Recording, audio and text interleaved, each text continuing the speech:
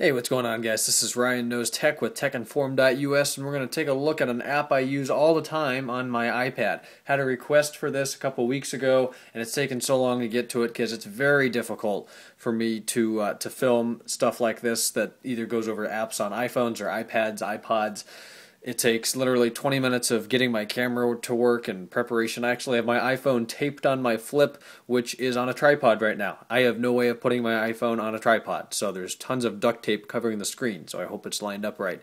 During this video, I can't see the screen, and I won't be able to hit the stop button until I take the tape off, so that's what I'm working with right now. Anyways, I'm going to go ahead and open the App Store where I have X-Plane open. This application is, I believe, $10. So it's pretty expensive. The iPhone version is nowhere near as good, I might add, and is about $5. But I think that it's both prices for either device is worth it. A couple screenshots here. We won't need that. We're going to go through the rest of the application in a minute, but here it is. You just search for X-Plane 9. It's by Laminar Research. It is a very, very, very fun flight simulator. Obviously not like FSX Flight Simulator 10 or even the Microsoft one isn't too bad. But for a mobile device like this, it's very powerful. You could take it seriously and actually do some really good landings and stuff. Or it's pretty easy to just mess around with it and end up crashing, as Colt 4595 and I have done many times. It's 147 meg, so you know it's something good. So there it is in the App Store. I'm going to go ahead and open it here. Whoops, there goes my F-22 out of control. Here's the main menu. This is what you're going to get when you open it. Pretty much, you've got a whole bunch of different tabs at the top. I hope that is focused up there for you. But all of these options change based on your location and what plane you're flying. So this changes. We'll come back and look at it in a second. This is pretty much just a map of whatever region you're in. These here are different airports and locations on the map that you can come and land at. If you see all these lines across it that look like spider webs, those would be your finals for landing. And you can see the map isn't real big. You can easily go off the map, and once you go off the map, it pretty much just starts you over on the other side. So we'll go into region. That's one of the options here. You've got a whole bunch of different places where you can fly.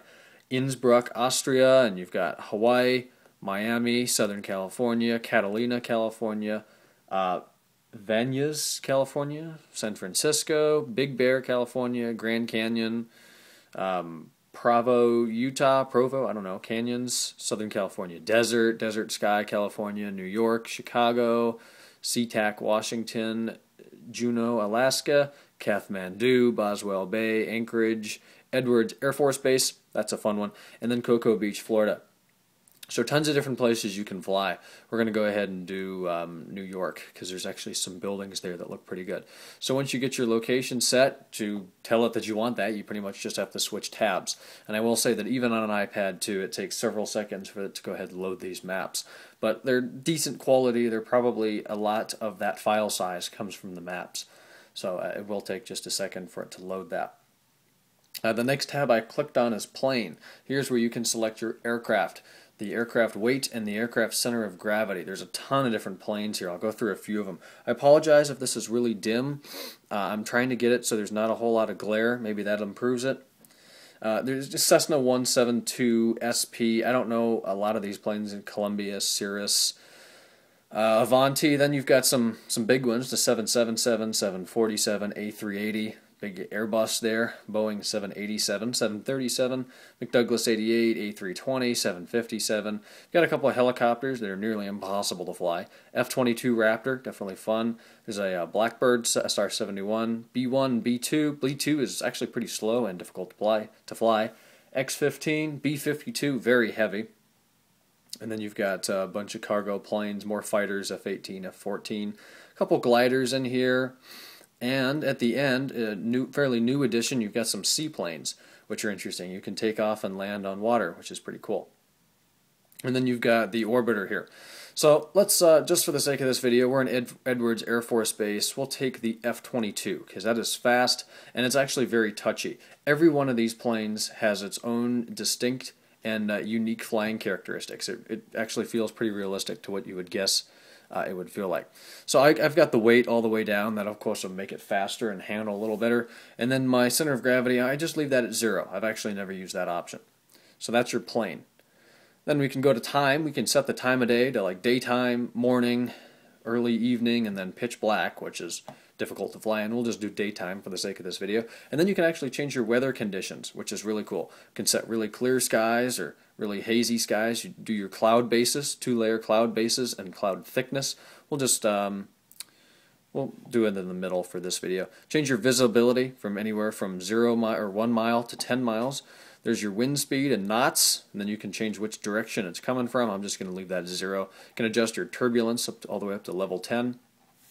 Wave height, if you're going to use the seaplanes, I guess you could make that really miserable. And then your storms. For some reason, when I drag this up to 10, it takes about a minute for it to move that thing up there. I don't know why it's so slow, but I won't do it. All that really does is add lightning that actually looks really realistic, some rain, and a lot of dark clouds, and then it adjusts these options over here. So weather is pretty cool. Apollo's another aspect of this application that I'm not going to be reviewing. Pretty much, I bought it and it really wasn't worth it. Maybe they've updated it, but it's more space stuff. And then set, this is pretty much where you just tell it if you want instructions. Your Cessna 172, that's your basic plane. You pretty much learn how to fly in that. I'm going to turn off instructions because they pretty much just tell you when to pull up on the throttle or when to pull up and give it throttle and stuff like that. And then here's where you set your pitch and roll as center, meaning this is like neutral, and then you go back, you pull the whole device back towards you like that to go up, and then push it back like this to go down, right to go right, and left to go left. I don't know why I went left when I said right, whatever. So we'll go back to map. Keep in mind we are in New York. I thought we were going to do Edwards Air Force Base. I guess I changed my mind. There's my F-22. Probably not the best plane for New York. Let's go ahead and pull up a 747. And we'll put that weight all the way down so it's a little faster takeoff. And we are going to do this in the daytime. So let's just do a return to flight, which is going to put us on the ground in our first airport. And here's what the virtual cockpit looks like. Definitely not real advanced, somewhat realistic, not compared to some other better programs, of course.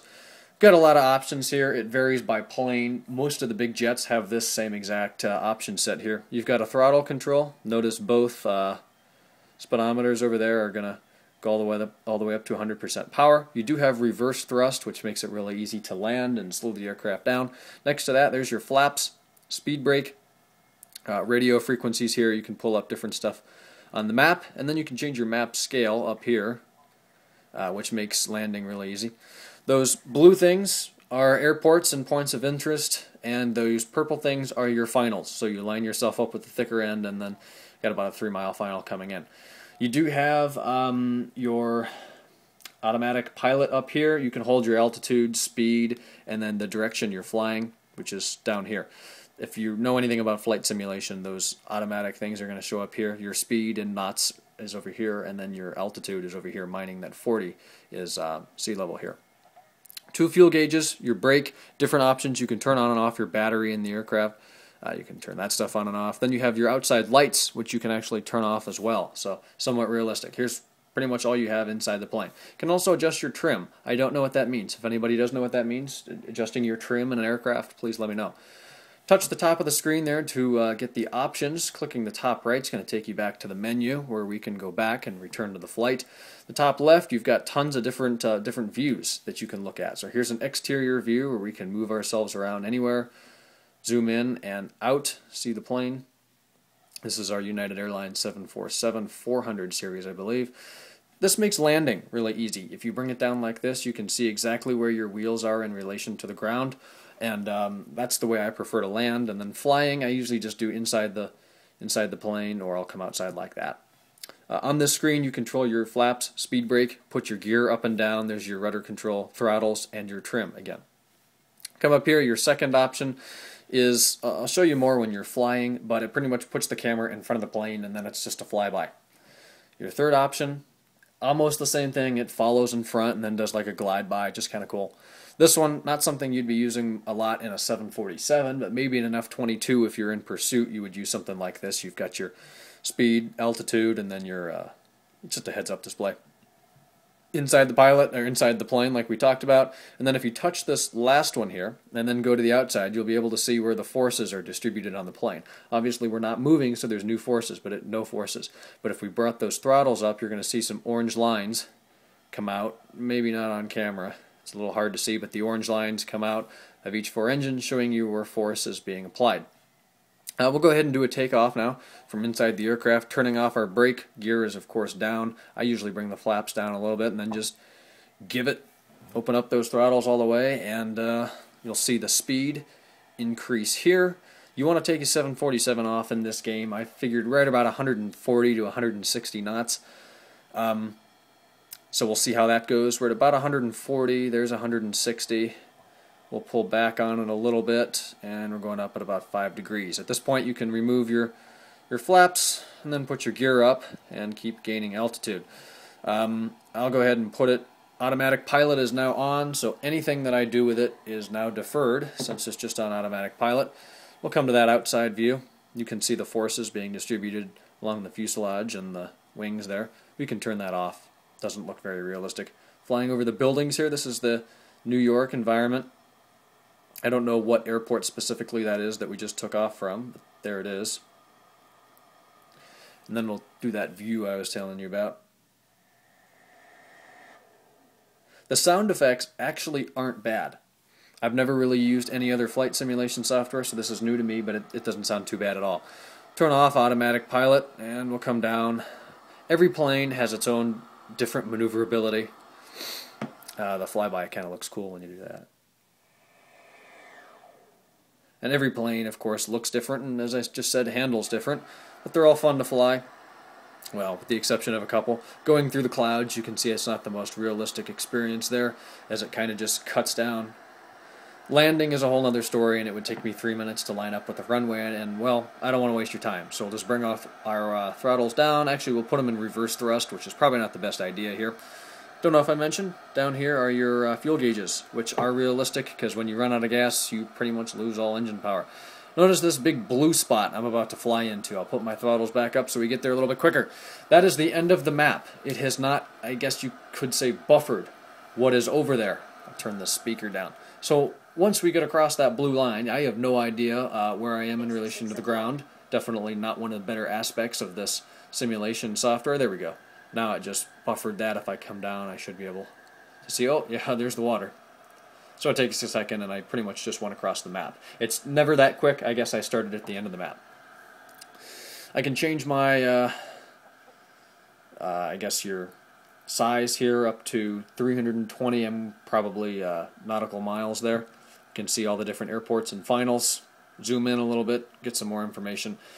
Really nice application, though. It's a lot of fun to change your planes and locations and go through and see what there is to be seen. Like the F-22, you might as well just take that out of New York while we're playing with it. I don't know if this has ever been done before out of JFK or LaGuardia or something. Here's the inside cockpit for the F-14, F-18, and the F-22. Could be a few more in there, but these are the 3 that I use most of the time. Bring these throttles up, brakes off, and this thing takes off very quickly, right around 100 knots. Gear up, and I can fly this thing 90 degrees for 5 minutes before it starts to slow down. It's crazy how powerful these 2 engines are. There's the flyby on that. This thing's very touchy. I'll show you what a crash is going to look like here. It's not real easy to lose control of these unless you're really just messing around with it, but the crashes are definitely not the most realistic thing in the world. Considering I'm going to fly into the ground at about 700 knots per hour, or nautical mile, whatever unit this is, and you'll see what happens in a second. We'll go into the water. Boom. Okay, well, it probably would have been a little bit more ferocious than that, considering my plane's still in one piece and it's just floating there, waiting for everybody to get out safely. There's no way to go back in time a couple seconds and retry that, which I don't like. You can use the pause and replay feature up here in the top right to go back and see that, but you can't change it, change what's already happened. Then we can play it back a little bit slower from the ground. Looks like we turned and then we got wet, so that sucks. But back in the main menu here, this is the F-22. We can do in pursuit, and now we're in pursuit. We'll use an AIM-9 there, fire on that plane, which we should see blow up. Oh, nope, just flew by. But you can do in pursuit and then lock on with your AIM-9s and fire. You also have guns on other planes that you can fire, which is pretty awesome. You just saw my They call it AIM-9 here, I guess.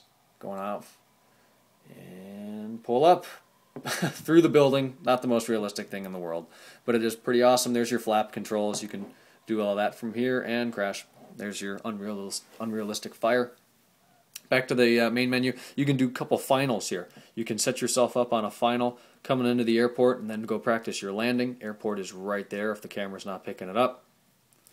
Then you can do your different takeoffs here from KLGA04, runway 4, and then KJFK, runways 13R and 31L. Takeoffs and finals. These click to 10,000 and click to 5,000 feet. Worthless. Maybe not.